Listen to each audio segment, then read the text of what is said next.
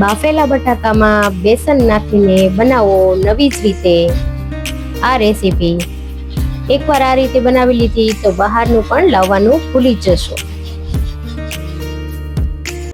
Hello friends, હું કલા રામોલિયા સુરતથી કુકિંગ સ્ટુડિયો બાય કલામાં તમારું સ્વાગત કરું છું. તમને એમ થતું હશે કે આ સેવ આપણે કેમ નીકાળી રહ્યા છીએ આ રીતે, આમાંથી શું રેસીપી બનાવવાના છીએ?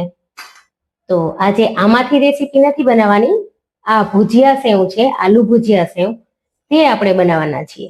તો ચાલો જોઈ લઈએ રેસીપી.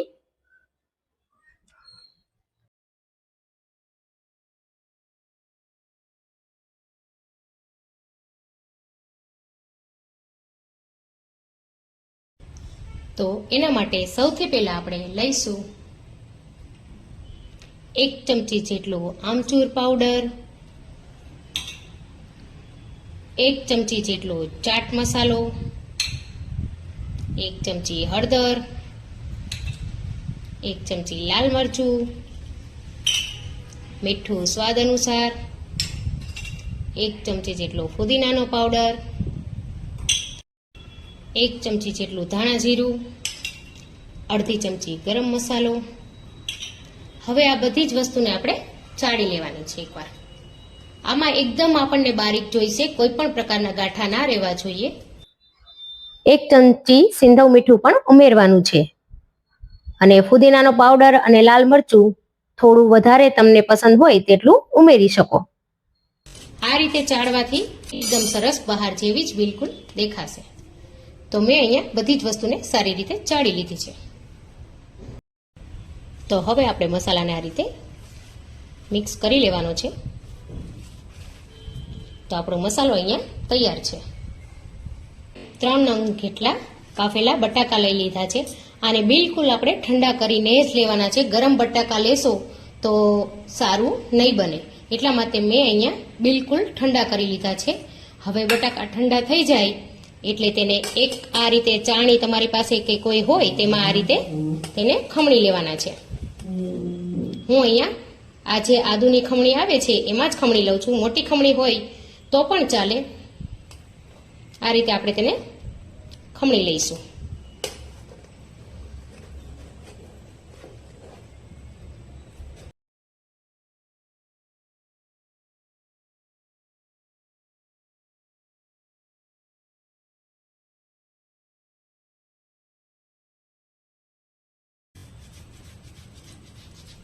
તો મેં અહીંયા બધા જ બટેકાને આ રીતે ખમણી લીધા છે, જેથી કરી કોઈ ગાંઠ ના રહે અને એક સરસ સ્મૂથ એવું આપણું ટેક્સચર તૈયાર થઈ જાય. તો હવે આ રીતે બટેકાને ખમણી લીધા બાદ આપણે તેને આ રીતે હાથેથી થોડા મસળી લેશું આ રીતે, જેથી કરી તે એકદમ સરસ મખમલી બની જાય.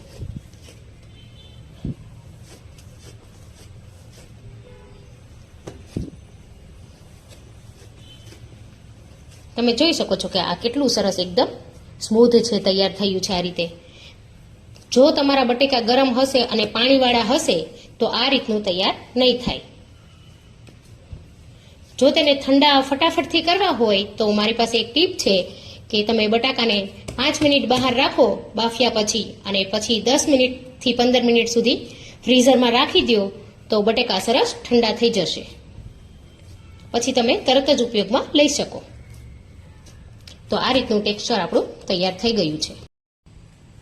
તો હવે આ બટેકાના મિક્સરમાં આપણે બનાવેલો મસાલો ઉમેરી દેવાનો છે. ત્યારબાદ તેમાં આપણે 2 ચમચી જેટલો ચોખાનો લોટ ઉમેરીશું. ચોખાના લોટથી લાંબા સમય સુધી સારી રહે અને ક્રિસ્પી પણ રહેશે. અને હવે આપણે આમાં જ હજી 1 વાટકી જેટલો બેસન ઉમેરી દઈશું. તેને પણ આપણે આ રીતે ચાળી લેવાનો છે, જેથી કરી તેમાં ગોઠલીઓ હશે તો તે નીકળી જશે.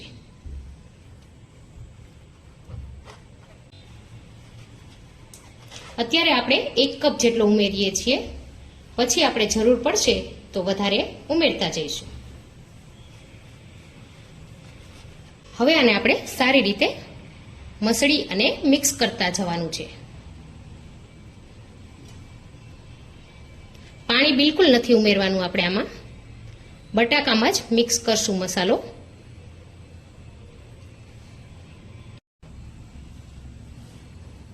થોડું શરૂઆતમાં તમને હાથમાં ચોટે એવું લાગશે, પણ જેમ જેમ મિક્સ થતું જશે એમ એમ સરસ થઈ જશે. તો તમે જોયું કે 1 કપ જેટલો બેસન આપણે ઉમેરી દીધો, તો હજી પણ આપણે બેસન ઉમેરવાની જરૂર પડશે. આપણે તેને આ રીતે નરમ નથી બનાવવાનો, આપણે તેને થોડો કઠણ રાખવાનો છે. તો હું હજી અડધી વાટકી જેટલો બેસન ઉમેરી દઉં છું. તો પાછો આપણે અહીંયા અડધી વાટકી જેટલો બેસન લઈ લીધો છે અને તેને પાછું ઉમેરી દઈશું. જરૂર પડશે એમ ઉમેરતા જવાનું છે. વધારે પડતો બેસન જો ઉમેરી દઈશું પહેલેથી તો પણ સ્વાદ સારો નહીં આવે. એટલે હવે જરૂર પડશે બટેકામાં એટલો જ આપણે બેસન ઉમેરીશું. હવે પાછો સારી રીતે મિક્સ કરતા જઈશું.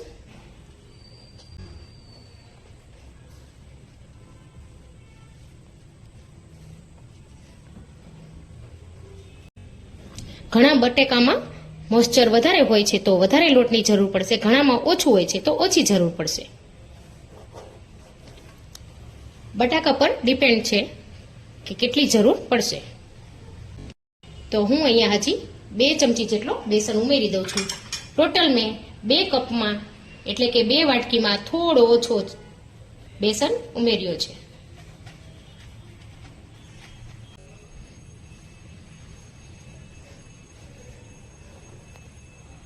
હવે પરફેક્ટ થઈ ગયું છે. મને નથી લાગતું કે હવે આપણે વધારે બેસન ઉમેરવાની જરૂર પડશે. તો આટલો બેસન આપણે કાફી છે. તો હવે આપણે આ રીતે ચમચીથી એકસાથે કરી લઈશું.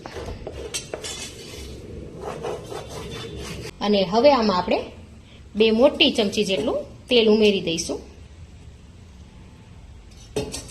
અને ત્યારબાદ એકવાર પાછું હાથેથી મિક્સ કરી લઈશું.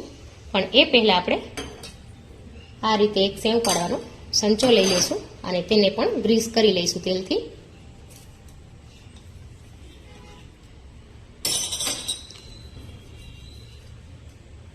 બંને બાજુથી ગ્રીસ કરી લેવું આ રીતે, જેથી કરી સેવ ચોટે નહીં અને ખૂબ જ સરસથી. તો હવે આપણે હાથેથી જ સારી રીતે મિક્સ કરી લઈશું, કેમ કે હવે આપણે તેલ ઉમેરી દીધું છે એટલે ચોટશે બિલકુલ નહીં. તો આ રીતે આપણે બનાવી લેવાનું છે. તો તમે જોઈ શકો છો કે હાથમાં બિલકુલ ચોટતું નથી. આ રીતે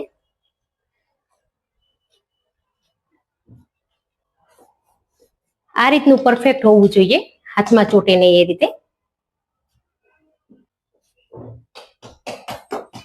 તો તૈયાર છે આપણો સેવનો લોટ.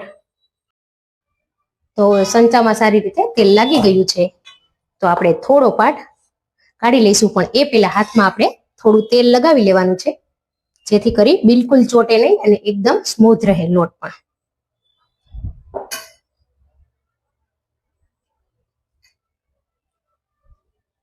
આ રીતે આપણે તેને, તમે જોઈ શકો છો કે મારા હાથમાં બિલકુલ ચોટતો નથી આ રીતે તેલ લગાવવાથી.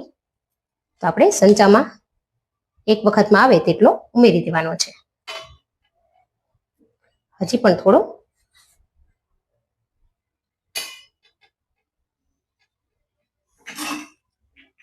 હવે આપણે તેને પેક કરી દઈશું. તો હવે આપણું તેલ ગરમ કરવા માટે મૂકી દીધું હતું, તે ગરમ થઈ ગયું છે. થોડું નાખીને આપણે ચેક કરી લઈએ, તરત જ ઉપર આવે છે આ રીતે. તો આપણું તેલ સરસ ગરમ થઈ ગયું છે.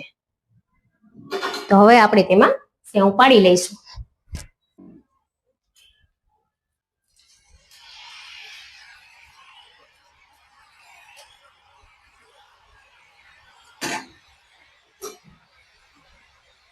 તેને એકવાર આ રીતે થોડી સેટ થઈ જાય બબલ્સ, ત્યાર પછી આપણે તેને ચેન્જ કરવી.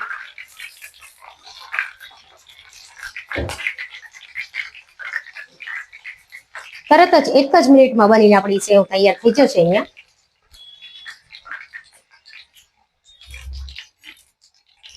જો થઈ ગઈ છે સરસ મજાની સેવ આપણી તૈયાર.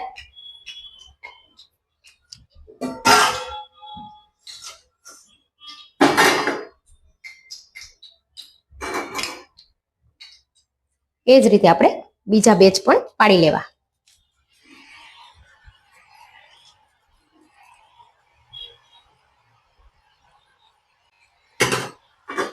થોડા બબલ સેટ થાય ત્યાર પછી જ આપણે તેને પલટાવવું, તરત જ પલટાવવું નહીં.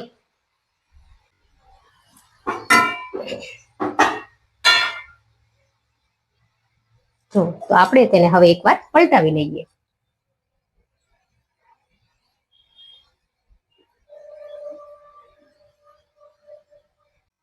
તો અહીંયા બબલ આપણા બધા સેટ થઈ જાય એટલે આપણી સેવ તૈયાર છે એમ સમજવું અને આપણે તેને કાઢી લઈશું.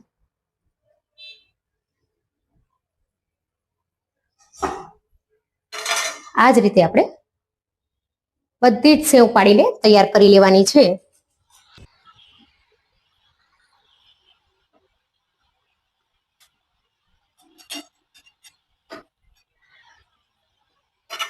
પણ આપણી તૈયાર છે. તો અહીંયા આપણે તમે જોઈ શકો છો કે એક સંચામાંથી 3 થઈ ગયા છે, તો પણ હજી ઘણી બધી છે. બહારથી જે મોંઘી સેવ મળે છે તે ઘરે ખૂબ જ સરળતાથી અને ઘણી બધી ક્વોન્ટિટીમાં બને છે.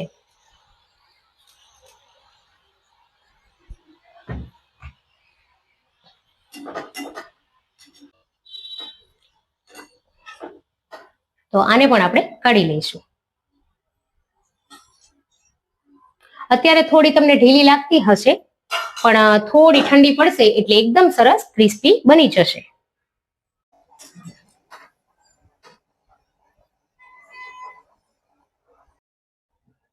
તો તમે જોઈ શકો છો ફ્રેન્ડ્સ કે આપણી બધી જ સેવ બનીને તૈયાર થઈ ગઈ છે. માત્ર 2 વાટકી ચણાનો લોટ અને 4 બટેકામાંથી આટલી બધી સેવ આપણી બનીને તૈયાર થઈ ગઈ છે.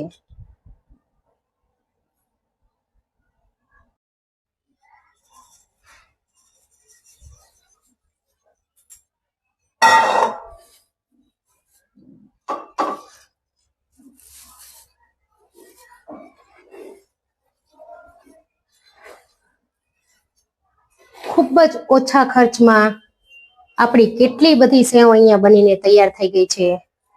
તો તમે જોઈ શકો છો ફ્રેન્ડ્સ કે કેટલી સરસ ક્રિસ્પી બની છે એકદમ.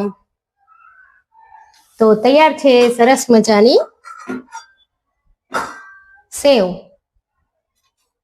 અથવા તો તમે તેને આલુ ભુજિયા પણ કહી શકો. ભુજિયામાં કોઈ પણ પ્રકારના ફ્લેવર તમે અહીંયા એડ કરી શકો. તો તૈયાર છે ફ્રેન્ડ્સ સરસ મજાની આપણી આલુ ભુજિયા, અથવા તો તમે તેને સેવ પણ કહી શકો. તમે જોઈ શકો છો કે કેટલી સરસ ક્રિસ્પી બની છે. તો તમે પણ ચોક્કસથી ઘરે ટ્રાય કરજો મારી આ રેસીપી અને કમેન્ટ કરીને મને જણાવજો કે તમને મારી રેસીપી કેવી લાગી. તો ફરી મળીએ નવી રેસીપી સાથે. Happy cooking, happy eating.